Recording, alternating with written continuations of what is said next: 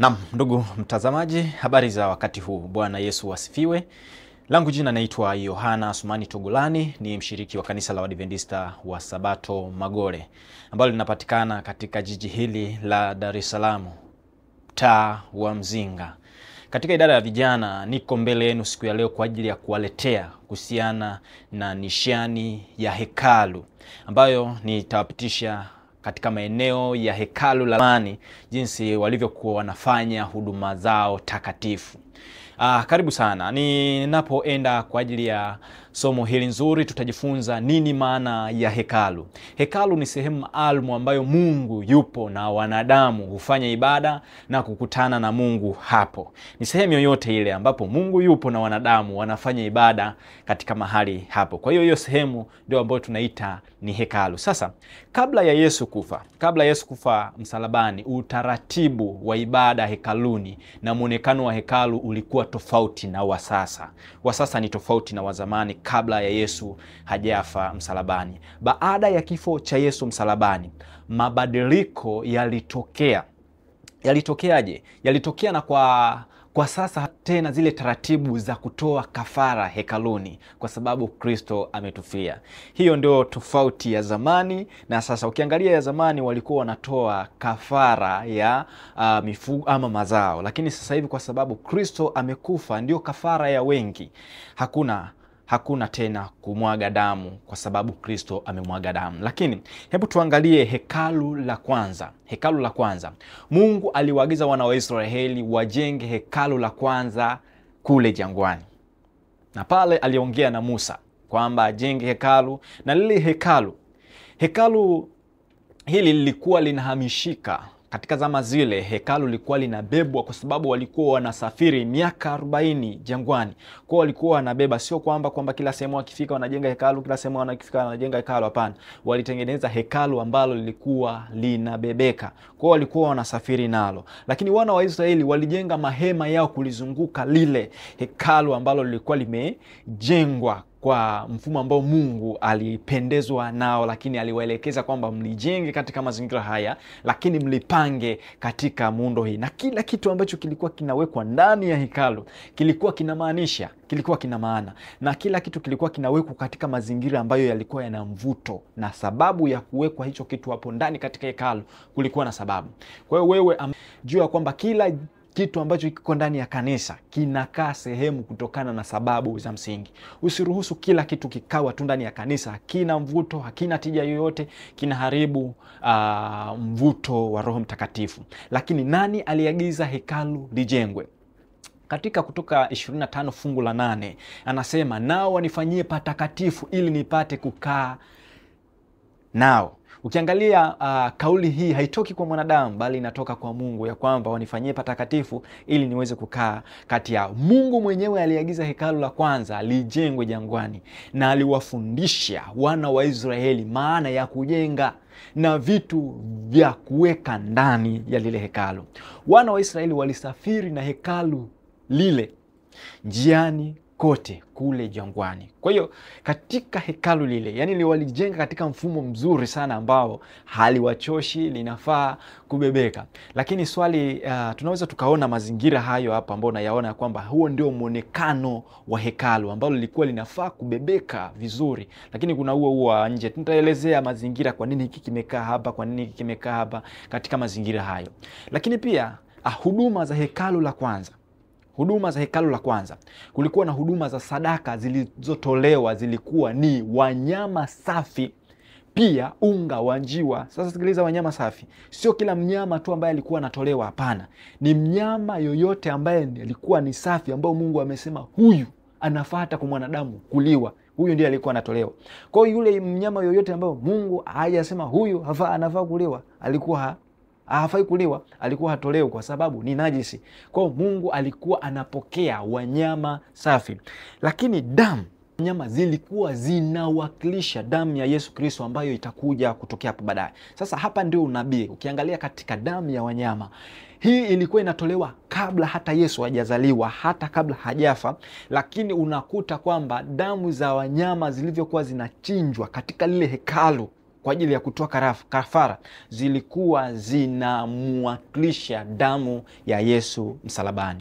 Lakini tunaweza tukajiuliza maswali, wahudumu wa hekalu walikuwa ni akina nani? Je, ni mtu yoyote ambaye ana uwezo tu akaenda hekaluni na kutoa hiyo huduma? La hasha. Kuna watu wa aina mbili tu ambao ndio walikuwa wanaruhusiwa kufika katika hekalu lile. Kulikuwa na kuhani mkuu, lakini pia kulikuwa na makuhani wa kawaida. Sasa katika mavazi yao wanatofautisha. Ukiangalia hili hapa ni kuhani wa kawaida, amevaa tu nguo yake nyeupe, lakini kuhani mkuu ndio huyo hapa, ambaye kuhani mkuu alikuwa na mavazi maalum tofauti na makuhani wengine. Hapo ana makuhani tofauti, ana naivera, ana mshipi, ana kila kitu ambacho kilikuwa kinamwakilisha kwamba huyu ndiye kuhani mkuu. Lakini kuna watu wengine wanaitwa Walawi. Walawi walikuwa ni watu maalumu wanaofanya kazi hekaluni. Bwana asifiwe. Kwa hiyo hawa nao walikuwa wanafanya kazi katika hekalu. Lakini katika kitabu cha Wakorintho wa kwanza 6:19 anasema, au hamjui kuwa miili yenu ni hekalu la Roho Mtakatifu aliye ndani yenu, mliyepewa na Mungu, wala ninyi si mali yenu wenyewe? Kwa hiyo mimi pia ni hekalu la Roho Mtakatifu. Kama kuna hekalu la majengo, basi kuna hekalu ambaye ni mimi, ambao Roho Mtakatifu anakaa ndani yangu. Sasa sikiliza, hata mimi ni hekalu la Roho Mtakatifu. Napaswa kutunza mwili wangu, akili zangu, kuvitumia vizuri kwa utukufu wa Mungu.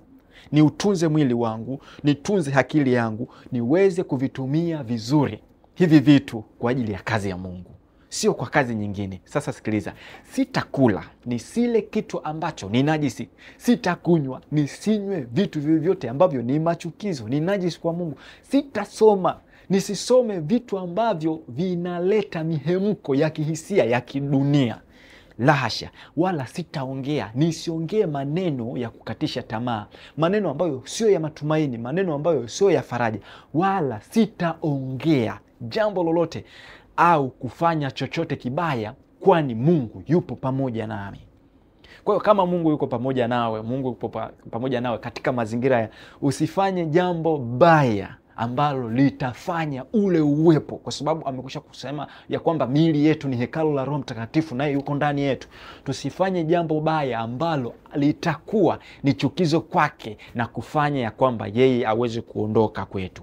Lakini sasa sikiliza, hii ni mazingira, hizi ni sehemu ambazo tunarudi katika hekalu. Hili ni sehemu ambayo hekalu lilikuwa limegawanyika katika maeneo makubwa matatu.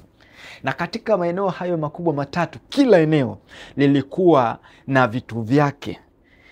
Eneo la kwanza lilikuwa limewekwa vitu vyake kadhaa, eneo la pili lilikuwa limewekwa na vitu vyake kadhaa, na eneo la tatu nalo. Sasa maeneo hayo ni hayo. Ni sehemu hizo kuu ziko kama tatu kama nilivyokuambia, ambao ni sehemu ya kwanza ni ua wa nje. Lakini sehemu ya pili ni patakatifu. Sehemu ya tatu patakatifu, patakatifu. Sasa sehemu hii haingii mtu yoyote. Ni hao watu ambao nimekutajia, kuhani mkuu na kuhani wale wengine wadogo. Sasa tuanze kuangalia kwamba kuna vifaa vya hekaluni, ambapo vifaa vya hekaluni vilikuwa vinakaa humo, kwamba ya maeneo yalikuwa hayaingii kitu kingine chochote ambacho hakina huduma katika hekalu. Kila sehemu ya hekalu ilikuwa ina vifaa vyake maalum. Hivyo vifaa viligawanyika katika makundi matatu. Sasa sikiliza, kundi la kwanza ni vifaa vya ua wa nje. Katika zile sehemu ambazo zimegawanyika katika hekalu sehemu tatu, ua wa nje, patakatifu na patakatifu pa patakatifu. Sasa kuna vifaa vya ua wa nje, lakini kuna vifaa vya patakatifu, lakini kuna vifaa vya patakatifu pa patakatifu. Sasa sikiliza, vifaa vya ua wa nje vilikuwa havifai kukaa katika patakatifu wala patakatifu pa patakatifu. Hivyo na vifaa vya patakatifu pa patakatifu vilikuwa havistahili kukaa sehemu ya ua wa patakatifu ama ua wa nje. Hivyo ndivyo vitu ambavyo vilikuwa vijinsi vinatenganisha hekalu. Lakini sasa sikiliza, vifaa vya ua wa nje vilikuwa ni vifaa gani na vilikuwa na kazi gani? Sasa kulikuwa na madhabahu ya kafara. Kwa hiyo unapoingia ndani ya hema unakutana na madhabahu ya kafara. Hii sehemu ndio watu wote waliokuwa wanaleta kafara, kafara hizo mifugo, ng'ombe, kondoo, walikuwa wanafika pale katika madhabahu ya kafara, na ambapo wanyama hutolewa sadaka na kuchomwa moto.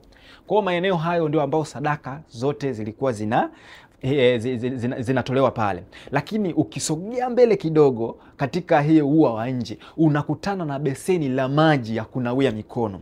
Kwa hiyo kuhani anapotoa sadaka ya yule mja wa Mungu aliyeleta sadaka, anapomaliza anaenda mbele, anakutana na beseni la kunawia mikono, ananawa na kujisafisha vizuri kwa ajili ya kwenda kwenye huduma ya pili ya patakatifu. Sasa vifaa vya patakatifu, kumbuka vifaa vya ua ya nje ni viwili tu ambavyo tumeviona kwamba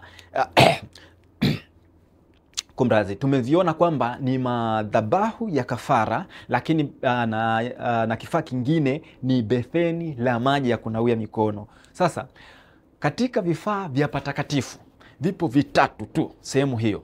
Yaani ni uelewe jinsi Mungu alivyokuwa anapenda vitu viwe. Yaani mimi nakushauri tu ndugu mtazamaji ambao unaniangalia, ya kwamba hata nyumbani pako pa design unapofika ujisikie. Ndio maana Mungu anasema kwamba wanitengenezee patakatifu ili nipate kukaa ndani ya. Kwa Mungu anafurahi kukaa ndani ya mtu. Ni kwamba hii ni ishara kwamba hata miili yetu tunavyoitengeneza, tuitengeneze kwamba Mungu afurahi kukaa ndani yetu, kwa sababu tumejipangilia katika miili yetu.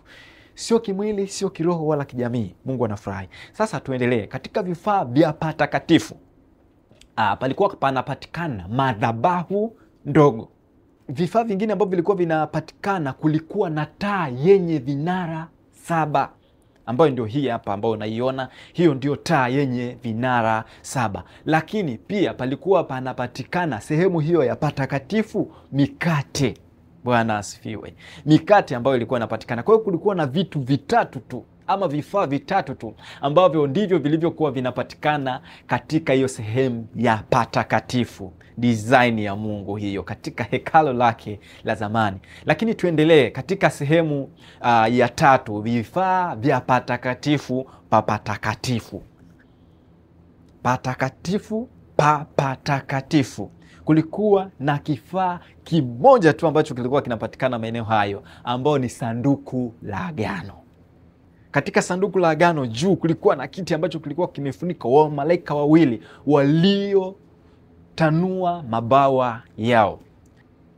Lakini ndani ya sanduku la agano kulikuwa na vitu vingine vitatu vikubwa. Maana limefunika juu, ndani kulikuwa na nini? Sasa sikiliza, ndani kulikuwa na vitu vitatu kama nilivyokwisha kukuambia. Kulikuwa na fimbo ya Haruni yenye matawi ama maua. Lakini kulikuwa na amri 10 za Mungu ama mbao 2 za mawe. Lakini kulikuwa na bakuli la mana ama mkate uliodondoka toka mbinguni wakati wana wa Israeli walipokuwa wanasafiri jangwani. Kwa hivi vitu vilikuwa ndani ya sanduku la agano. Sasa sanduku la agano lilikuwa ni takatifu sana sana, na lilikuwa linabebwa na makuhani tu. Ndio maana watoto wa Eli walipojaribu kulishika walikufa pale pale.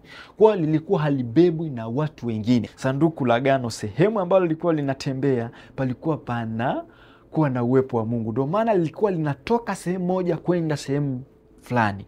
Watu walikuwa wanashinda kwa sababu ya sanduku la agano, na walikuwa wanalitumia vizuri kwa sababu Mungu ameagiza kwamba lisitumike vibaya kama yeye anavyohitaji. Lakini jambo la kujifunza, huduma ya Yesu katika hekalu la mbinguni. Yesu ni kuhani mkuu wa hekalu la mbinguni, na ananiombea mimi kwa Baba. Bwana asifiwe. Anakuombea wewe kwa Bwana, lakini anaponiombea mimi, natakiwa niombe pamoja naye ili nifae kurisi uzima wa milele. Lakini damu ya Yesu iliyomwagika Calvary ndio imenifanya mimi leo nisitoe gharama za kutoa kafara wanyama, wala nisiharibu chochote kwa ajili ya kupeleka kwa kuhani kwa ajili ya kutoa kafara. Yesu amekwisha kutoa kafara pale msalabani. Damu ya Yesu iliyomwagika ndio iliyofuta majeraha ya wengi. Kwa hiyo tunapaswa mimi na wewe tuweze kumkimbilia. Ndugu yangu unayenitazama, katika hekalu hili la patakatifu, ninaamini kwamba tumejifunza mengi kupitia somo hili. Nikualike tena katika somo lingine linalokuja hapo baadaye. Ufuatane nami katika makala zingine zinazoendelea. Mungu akubariki na Mungu akuinue na Mungu akutoe katika nafasi moja ama nyingine ili uwe mshindi katika ile siku atakapokuja. Ninaitwa Yohana Asmani Togolani. Ukipenda ni follow katika YouTube hii ya Yom Video Production. Asante sana.